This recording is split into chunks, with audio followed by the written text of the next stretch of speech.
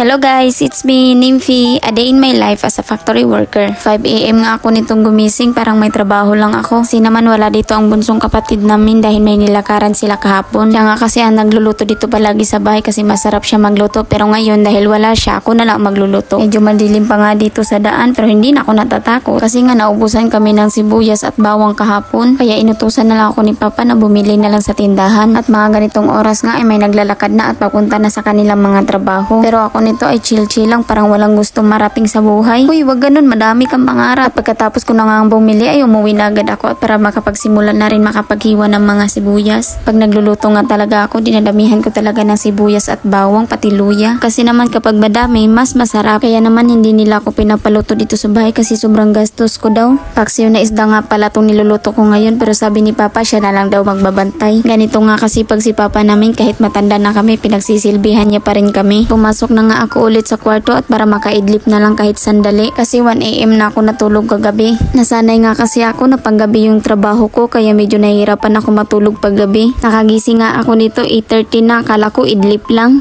At lumabas na nga rin ako nito para makakain na. Malamig nga pala ngayong umaga kasi umuulan. At kahit nga yung mga alagang baboy ni Papa ay tulog pa sa sobrang lamig. Sarap ng buhay tuloy. Umiitim pa nga ang langit at mas lumalakas pa ang ulan. At kumain na nga ako nito at ang sarap ng ulam ko kasi kape na naman. Sinamahan ko lang ito ng paksiw na isda. Wala nga ako masyadong trabaho nito ngayon at nandito kasi si ate at siya ang naglinis na sa bahay. Balik kakain na lang ako at maghuhugas ng plato pagkatapos at maglinis ng tain ng baboy. Bukas pa kasi uuwi yung mga kapatid ko kaya ako muna maglilinis at mag-aalaga sa baboy ni Papa ngayon. Mamayang hapon pa nga uuwi si Papa, bali ang trabaho niya ay construction worker. At pagkahapon nga nito ay papasok na ako sa trabaho na makita ko tong dalawa kong pamangkin na nakatambay dito sa kwarto ko. Kumakain nga sila nito pagpasok ko at kumain na rin ako. Puro lang talaga ako kain ngayong araw at wala akong masyadong ginagawa. Pagkapasok ko nga nito sa trabaho ay nakauwi ako agad dahil wala na daw trabaho kasi naman pagkabukas ay holiday. Kasi pag holiday double pay yun. Kaya yung mga tao ay may gana masyado magtrabaho. Kaya yung mga tao na makapag-straight sana sa trabaho ay hindi nakauwi na agad dahil naunahan na sa palaging nag-absent. Pero okay lang yun, bawi na lang next time. Ganun naman talaga ang buhay, weather lang. Kaya kailangan talaga nating magsipag. Sobrang excited pa talaga sana ako nito magtrabaho at umuwi na lang talaga ako at para magbihis na. Pag-uwi ko nga ay inayos ko na lang tong hinugasan ko kaninang tanghali. Ngayon lang din ako naka-video na mag-arrange ng mga nahugasan. Kasi naman hindi ako yung nag-arrange kundi yung kapatid ko. Pa-video nga ako nito sa pamangkin ko para hindi ako mahirapan at binigyan ko lang siya ng 5 pesos. Nagtalo pa nga sila ng isa kong pamangkin kaya dalawa na lang sila binigyan ko ng 5 pesos. Nagpaalam lang din ako nito kay Papa na aalis ako sandali. Pagkatapos ko nga mag-arrange ay umalis na ako dahil sobrang nag-crave na ako sa street food. Bali mag-isa lang ako nito umalis at ako lang din nagbi-video. Bali ang mga street food dito ay harap lang sa simbahan at marami sila nakalinya. Sobrang dami nga ng tao dito kaya medyo nakakahiya mag-video. Sobrang lakas nga ng mga paninda nila dito kasi pagtapos na ang simba dito dumidiretso yung mga tao. Medyo nahirapan nga ako sa pagpili dito kasi maraming nakalatag na iba't ibang pagkain. Mas dumadami pa nga ang mga tao dito pag 5 to 6 PM na. Kasi nga uwian na sa trabaho. Kahit nga wala ng pasok ay marami pa rin mga batang bumibili dito. Pagkapili ko nga ay kumain na ako agad. Ang binili ko pala ay dynamite. Sobrang nasasarapan ako sa dynamite nila kasi may cheese at may tuna. Kaya naparami talaga yung kain ko at hindi na ako nakapag-dinner. Medyo nagabihan na nga ako nakauwi niyan mga guys. At maraming salamat sa inyo mga guys. Please like and follow and share. Bye bye!